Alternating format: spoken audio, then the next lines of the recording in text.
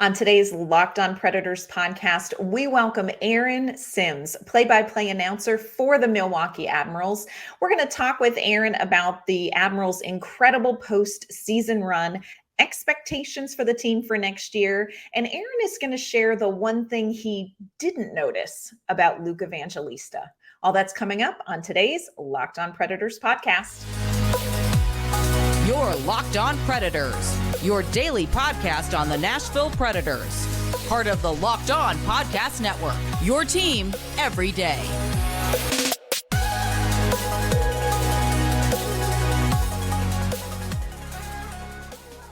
Thank you for making Locked On Predators your first listen of the day. We are your free daily Predators podcast. We're a part of the Locked On Podcast Network, your team every day. And of course, we always want to start out with a special shout out to our loyal Locked On Pred heads, our everyday listeners who join us and keep us company. We appreciate your time. We love hearing from you all. I am Ann Kimmel. I'm a writer at InsideThePreds.com, and I'm usually joined by my partner in crime, Nick Morgan from Penalty Box Radio. But today we have a special guest on the show. Today I am joined by Aaron Sims. If you have caught a Milwaukee Admirals game on the radio or on AHL TV, you are going to recognize the voice of our guest. Aaron is the play-by-play announcer for the Milwaukee Admirals. Aaron and I are going to talk about the exciting Admirals postseason run they had. We're going to talk about what the lineup could be for the Admirals next season. And we're also going to get into a discussion about quality hockey hype music.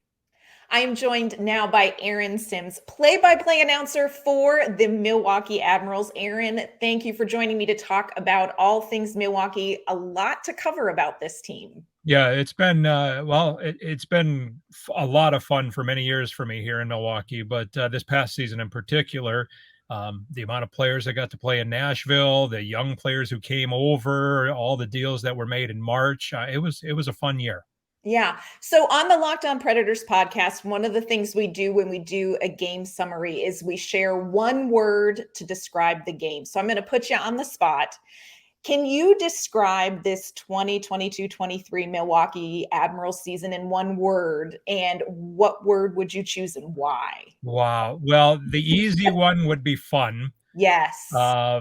Because of the amount of players who moved on back and forth and got NHL games and did well in the NHL. Mm-hmm.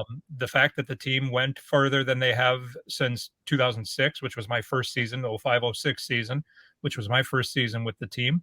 The characters on the team, Yaroslav Askarov, just fun people, good people that were added throughout the season. Fun would be the easy one. I'm trying to think of something else, but I don't know if I could get it into just one word. I know. We don't actually stick to one word. You can use a phrase. We don't. Well,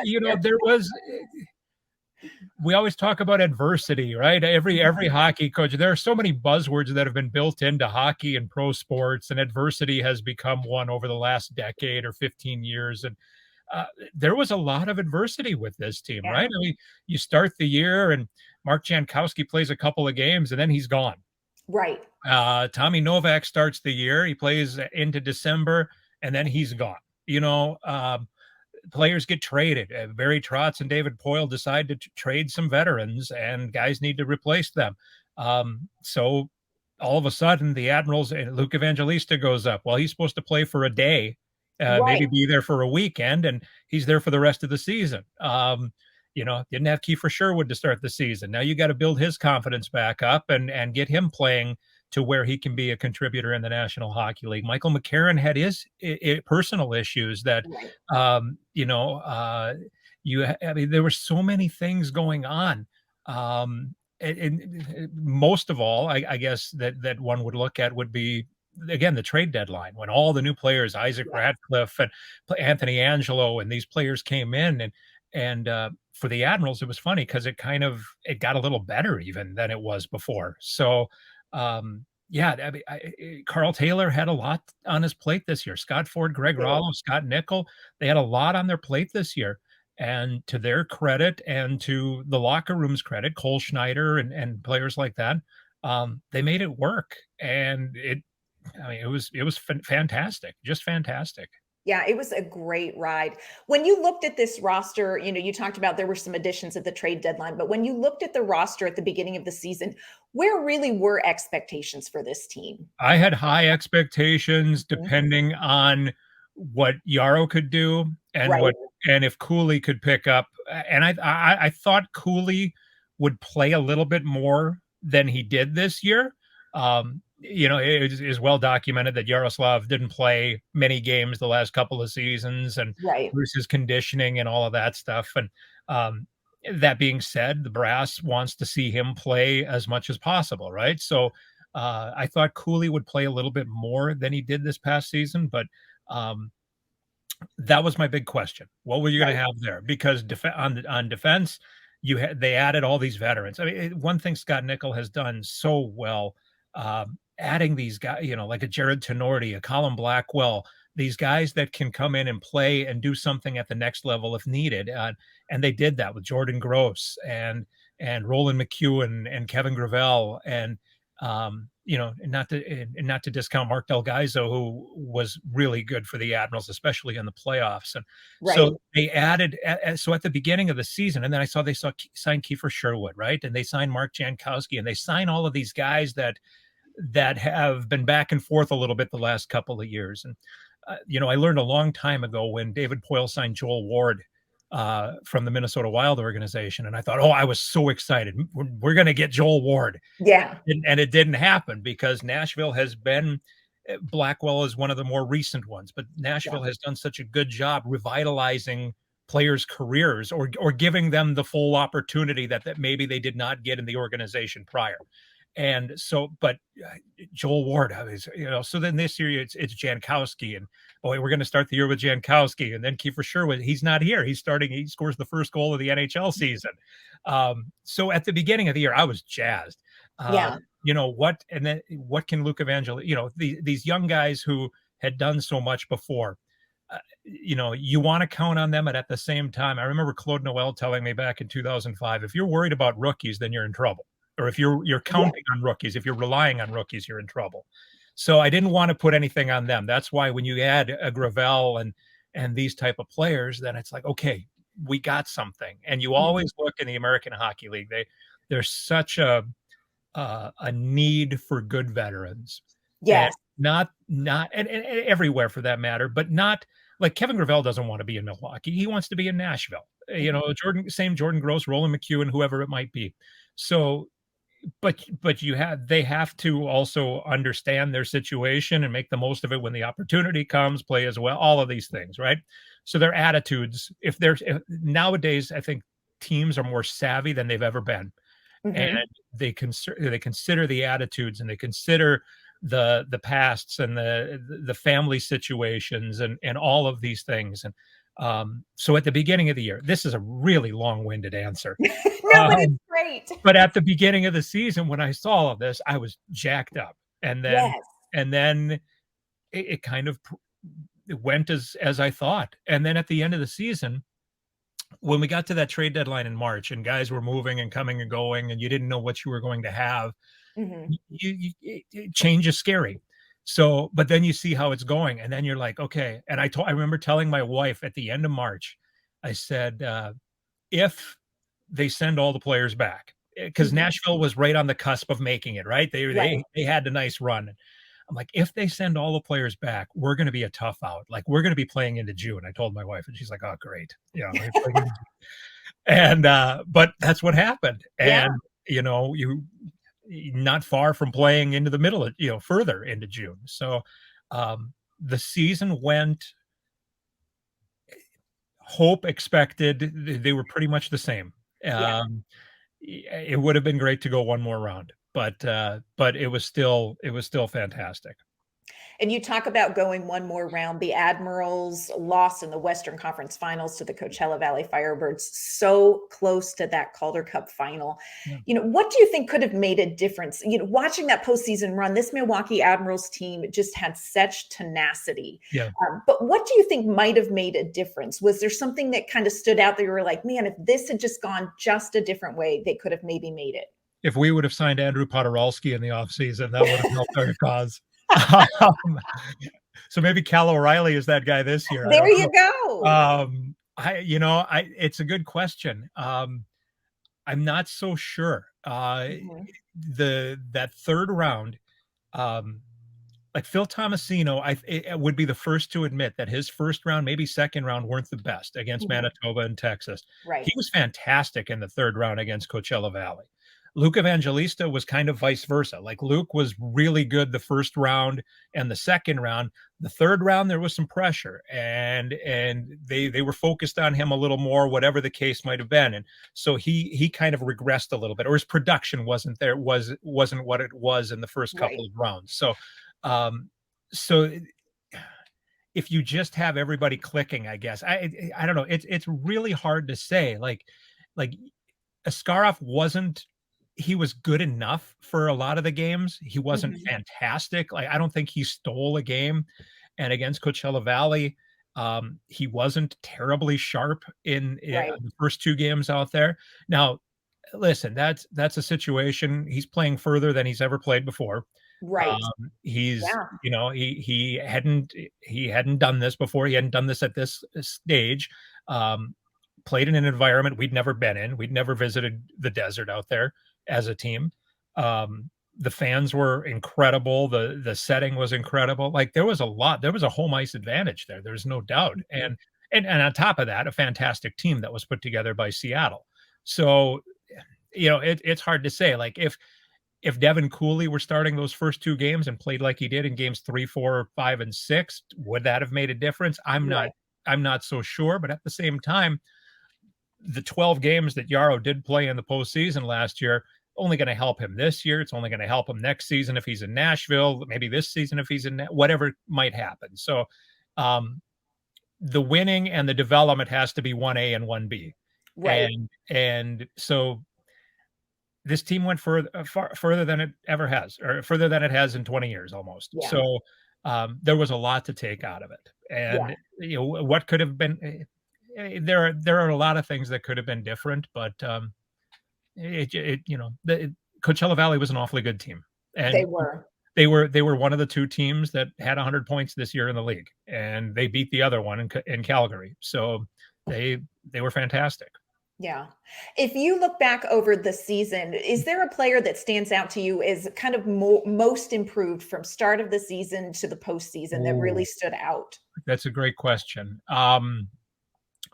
You know what? And this is going to be, I think, really popular with the people who are watching this. But I don't think people understand really the evolution that Igor Afanasyev has gone through.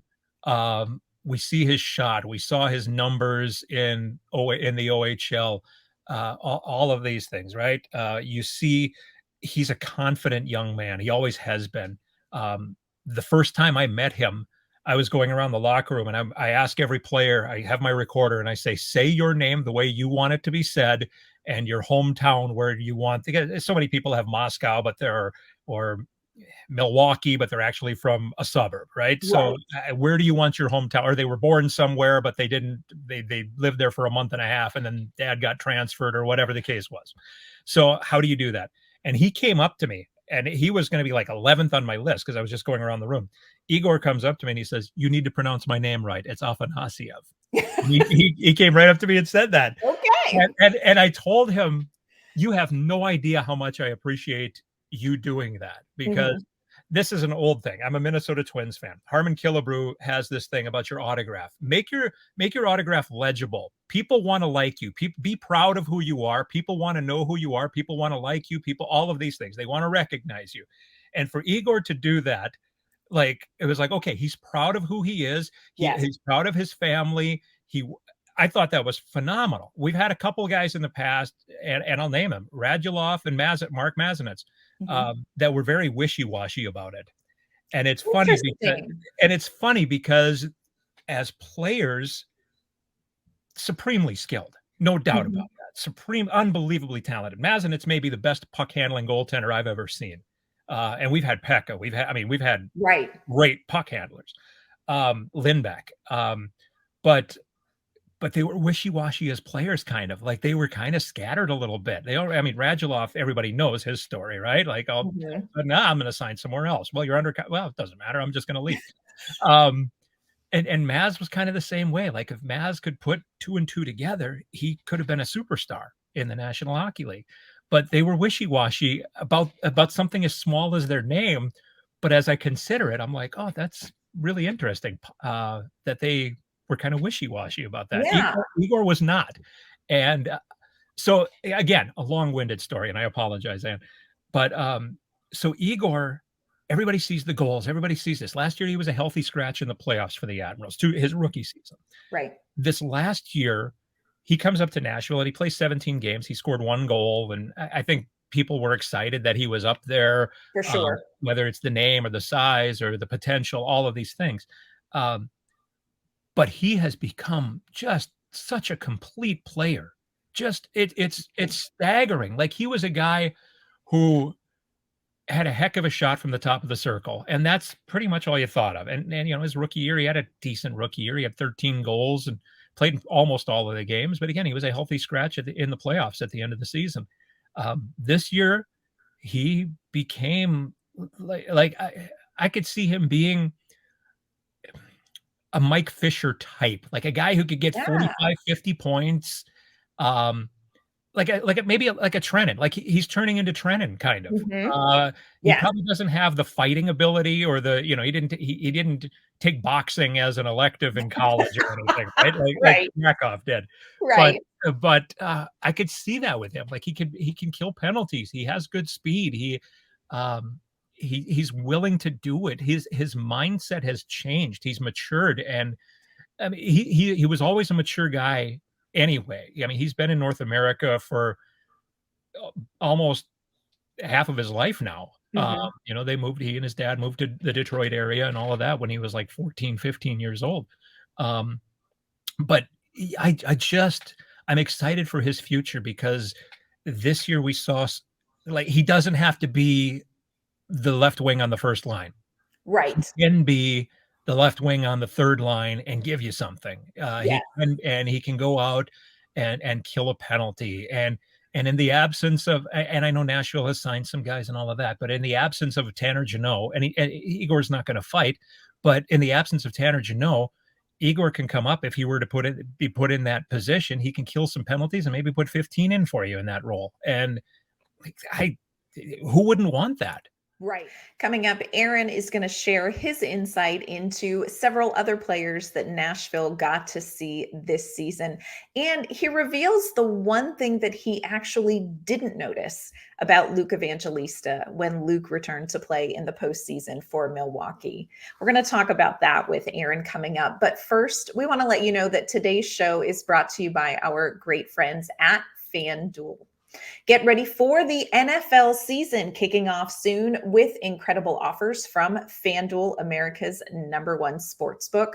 Right now, new customers can bet $5 and get $200 in bonus bets guaranteed. Plus, all customers who bet $5 will get $100 off NFL Sunday Ticket on YouTube and YouTube TV.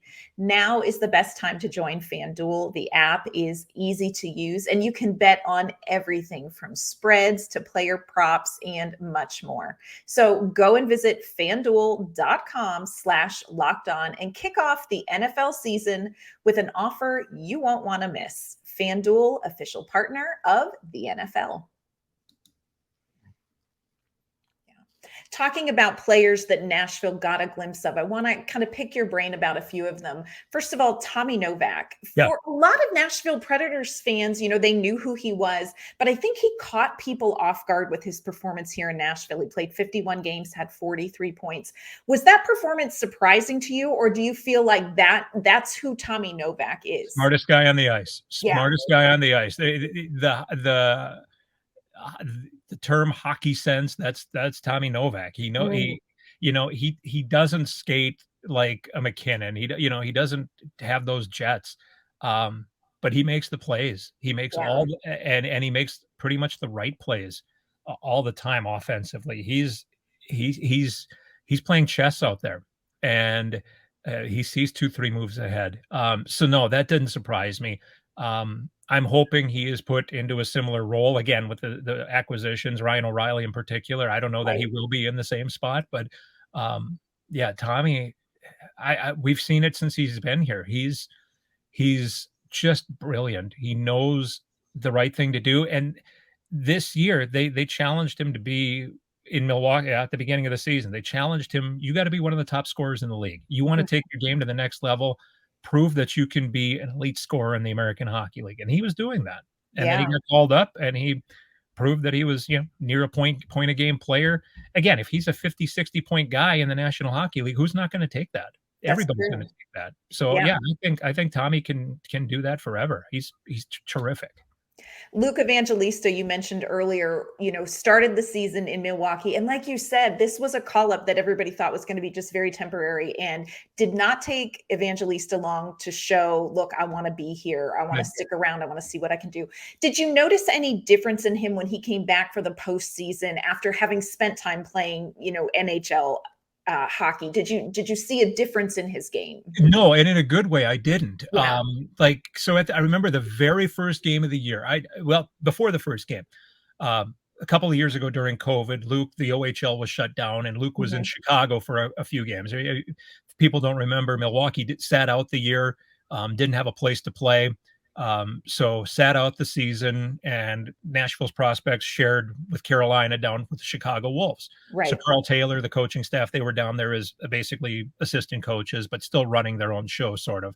And Luke was there for a while. And I asked Carl, how was Luke? And remember this, he was 18. He just was drafted, needed a place to play. He was basically working out. He played a handful of games. And I asked, how was he? He said he looked like he was an 18-year-old kid trying to play with men. He wasn't, wasn't very good, So, but he was one. Okay. So he scores 55 goals and you're in London and you're anxious to see him. You're eager to see him. And so I remember the very first game of the season, and the Admirals win at Chicago. Chicago was raising the championship banner, but the Admirals scored 5 that night. They win the game. And I remember asking Carl after the game, how about Luke? And he said, Luke Evangelista made every decision correctly, every single one, but he was a half a second late. And that changed pretty quickly. So all season long, Luke having the season he did in Milwaukee, being one of the top scorers and setting guys up and all of these things, I'm not surprised what he did. He's again, like Novak, he's not the biggest guy. He's not the fastest guy, but he's so smart. Yes. And then on top of that, he will go to the net. His goals, he's going in and he's picking rebounds off of pads. He's things like that. So he's a hockey player. And so when he comes back from Nashville after all of this time, didn't notice much of a difference, because you're surprised because you're just assuming, it was out there pretty publicly that he was only going to be there for the weekend and come back. And then you watch a game and the goalie's pulled and John Hines has him on the ice with the goalie pull. It's like, oh, he's doing something right here. He's caught their attention. So no, that he came back, I didn't see much difference because he was playing that way basically all season long in Milwaukee. Another one that I want to talk about, and I won't ask you to describe this player in one word because I believe it is virtually impossible, and that is Askarov. He's got all the personality in the world. He loves to have fun. Yes. He enjoys people. You got all these goalies that have the reputation of being eccentric, but they're eccentric because they're quiet or they're they're withdrawn. That ain't him. No. And you know what? He's thoughtful of his brand. He is a 21st century athlete. He is. He's in the PK Subban mode, which, quite honestly, I appreciate and I love, and I wish the fuddy-duddies in hockey would allow it to happen more. Yes. Because this sport needs to have personalities. This sport needs to have a bat flip moment. This sport needs to have the fun bunch of the Washington football team in the 1980s. This sport needs this type of thing. And Askarov can provide that. And at the same time, people should not mistake his exuberance with the fact that he doesn't work. Absolutely. Yeah. You know, he's a tremendously talented goaltender who learned a lot this season, working pretty much daily with Dave Rook. I'm excited for this kid's future. He's a lot of fun. I'm glad that he was not dealt like the rumors were saying. Oh, it was horrible. That was horrible. You know, that being said, if you can get better, then fine. You know, I guess I understand that, but you know, he has the opportunity. He has the reputation or the past or the resume that leads you to believe that he could be a generational talent. Yeah. And I remember Dave Rook too saying, you know, there's Askarov. He closes the net after a shutout. He pulls the net down and covers the crease. Yes. In Hartford. He bench presses the net after a shutout. And Dave Rook said, I don't want to take away that from him. You know, he may need to rein it in a little bit, because the old coaches say, you know what, we wouldn't have been in the next town because we'd still be fighting at the rink over what happened. That's so true. That is so true. But you know, they don't want to take that away, because that's what makes him him. We drafted him to be him. We didn't draft him to change him. We you know, there's a reason he's where he is, and let's not tear down the foundation of what got him here. And what part of what got him here was his joy, his fun, his showmanship. So yeah, I'm excited to see what he has in year 2. He understood the schedule last year. He got to understand the schedule last year. He got a game in the National League, and of all places, Montreal. I'm excited to see what year 2 has in store for him. I anticipate him being here. I anticipate him playing a lot of games again, and we'll see what happens. So in talking about him and his exuberance off the ice, so endearing, such an endearing young man. Yep. Looking at his play on the ice, I will tell you this, I take more Tums watching Yaroslav Askarov in net than I do any other time in my life. How much of that sort of aggressive style of play do you think they really want to refine out of his game, or is that you're going to get that with him? I think you're going to get that. Carl talks about that all the time. Carl Taylor said, you know, 90% of the time, more than 90% of the time, he's right. He makes the right play, or he's successful. I should say. I shouldn't say right. He's successful. There was the one against Texas where he thought the puck was going faster and it didn't, and it ended up being a 4-2 game or something. And I said, well, what were you thinking after that? And he said, I'm glad it was only 4-1 and not 4-3. Oh my gosh. Yes. But he said, you know, like, you're going to take that. And again, man, I love that gambler aspect. It's fun. And, you know, for me as a broadcaster, like I think of my job as being a salesman, and I want you, if you're at home listening, I want you to feel like you're a jerk, that you didn't buy a ticket to come to and see this game. Yes. Because there's so much fun going on. And when he does something like that, that makes my job easier. And it's something different. It's not A to B, A to B, A to B, B to C, shot, rebound. You know, it's not that. Like he keeps the broadcaster on its toes too, and that's fun. It's great. That's so fun. He is a joy to watch, and I know Nashville really loves seeing him develop. They really like him. When the rumors were swirling about potential trade, nobody here was very happy with that. Yeah. You know, but it's, I think it says a lot. What I talked about personality, like, absolutely, people want personalities. We don't want, as much as I love vanilla ice cream and all of that, you don't want vanilla. You want some flavor. You want, yes, there's a place for a stoic individual or two, but you know, you want Michael Jackson. You don't just want Tito and Randy. You want you want the superstar. You want the showman. You want the flashy glove. You want the dance moves. You want stuff like that, you know? And those guys can be that. And if it's out of your goaltender, I think that's That's a kick, Even man. That's a better. blast. Yeah. I finished out my conversation today with Aaron by asking him a little bit about his job. And we also get into a pretty interesting discussion about what makes for good hockey hype music. But before we do that, I want to remind you that you can go and check out Locked On Predators for free on your favorite podcasting app. And we are on YouTube for your coverage of Predators hockey. Coming up, Nick and I are going to be continuing our Frenemies crossover series where we talk with our Central Division rival teams. So make sure you subscribe so you'll know when we have that new content coming out.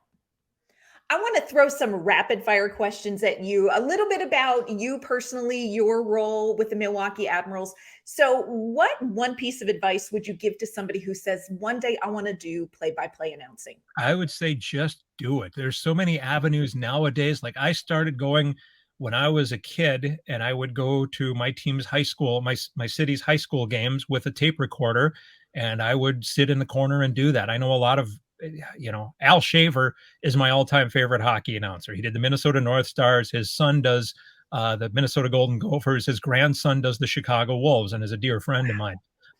So Al Shaver used to do that at the old Gardens, Maple Leaf Gardens in Toronto, talking to a tape recorder.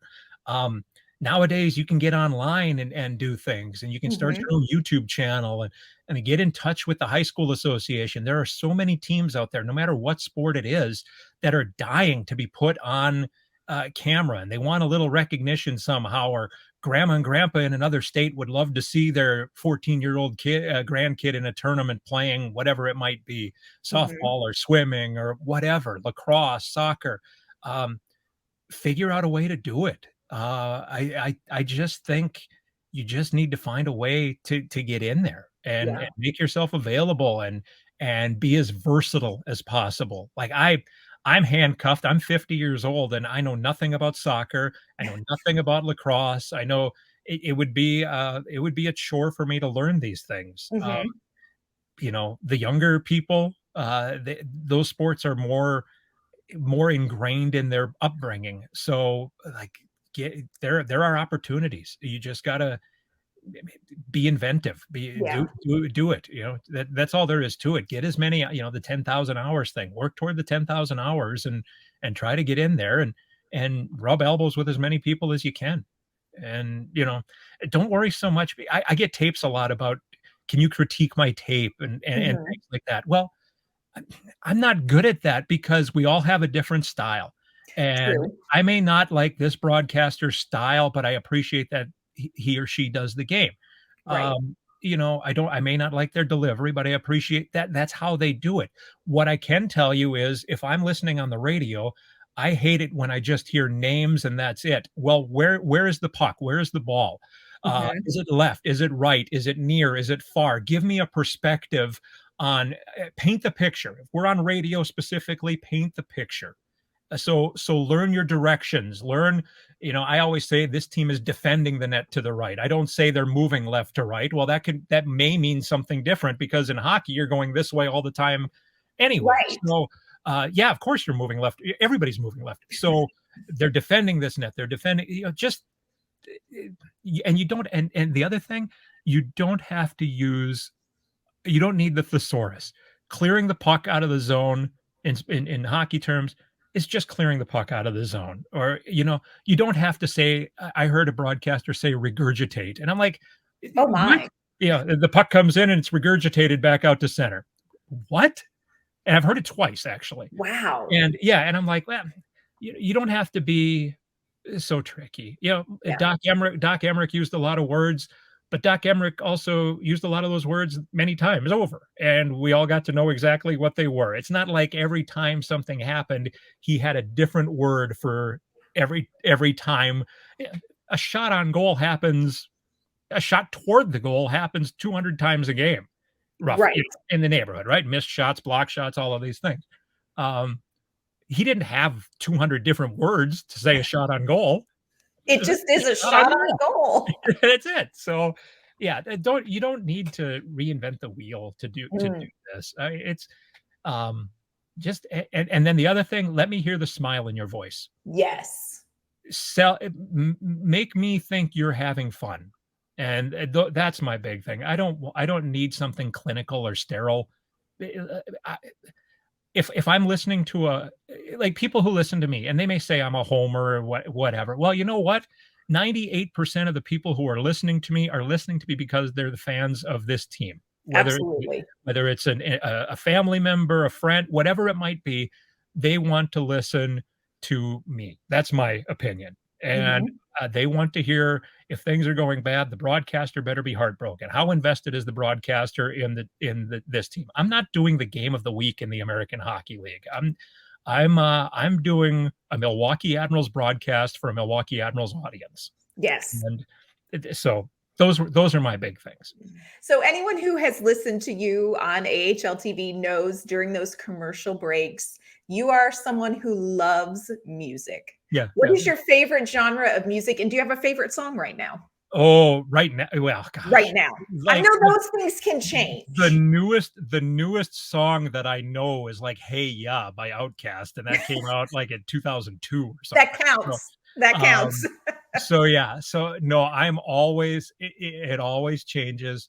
At the hockey rink, I told somebody a long time ago, I like my music at the hockey rink like Tom Wilson. Like I want something sleazy and dirty but it just hard and heavy. Like I think like Bon Scott era AC/DC is perfect music, like Dirty Deeds or something. Yes. Like I think Panama by Van Halen is the perfect song.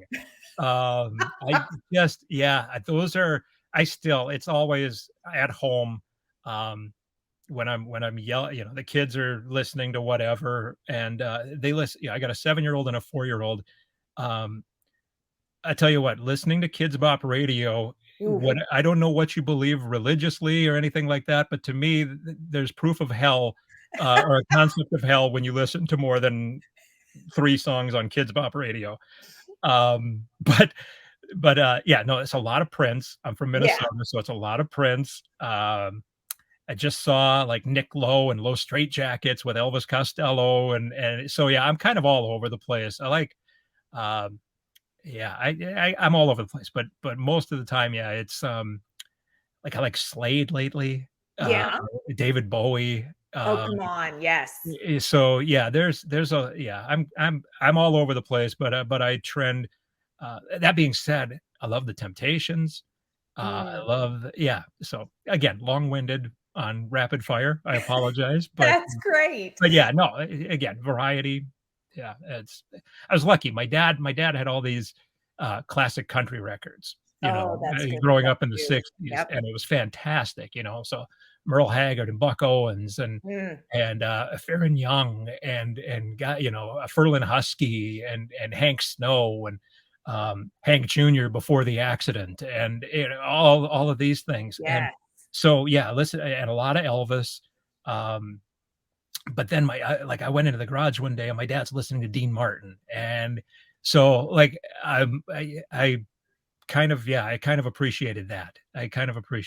So I love it. Very eclectic. I love that. You have to be. Yeah. And then you go to college in the 90s and and you're all over the place, right? Like the biggest artists of the 90s are Nirvana and Garth Brooks. I know. So, right? So yes.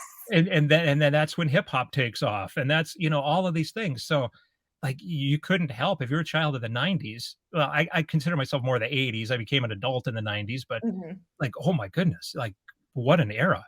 Yeah. Like you can turn on the radio in the 80s and hear Prince followed by 38 Special, followed by Duran Duran, followed by Kenny Rogers. It was fantastic. Those were good music years. Oh my gosh. Those were good music years. The best. Yeah. 1980. We need a little Kenny Rogers during warm-ups. I'm trying to think. There's like what can first edition stuff, right? And I can't see a lot of these 21-year-old players out there being jazzed to skating warm-ups to Ruby Don't Take Your Love to Town or something. Yeah. Right? I don't see Luke Evangelista jamming out to The Gambler. No. Maybe that's not gonna happen. She Believes in Me or something. Yeah. Aaron Sims, Absolute delight to talk with you. Thank Can you. You you too. tell our listeners where they can find you on social media and follow Yeah, you? at Aaron Admirals on the former Twitter. And then Facebook, Aaron Sims. What else am I at? I got an Instagram, but I don't really use it. Yeah. So that's out there. But at Aaron Admirals, and then on the radio, you can find it on the Admirals website, MilwaukeeAdmirals.com. The radio station is thebig920.com, 920, thebig920.com. We are, just so you know, we're starting our weekly shows on Mondays again in the near future. And we're very, very excited for the upcoming season. Once again, I want to thank Aaron Sims for joining me to talk about the Milwaukee Admirals. Be sure you follow Aaron on social media and be sure you're following the Milwaukee Admirals to keep up with them through next season as well. And while you're there, make sure you're following this podcast on social media. You can follow Locked On Predators at LO_Predators on Twitter. You can also find me there at ANK_Mama on Ice. We'll get you ready for Nashville season as well. That's going to do it for today's episode of Locked On Predators. Thank you again for making us your first listen of the day. We will be back on Friday with an all-new episode.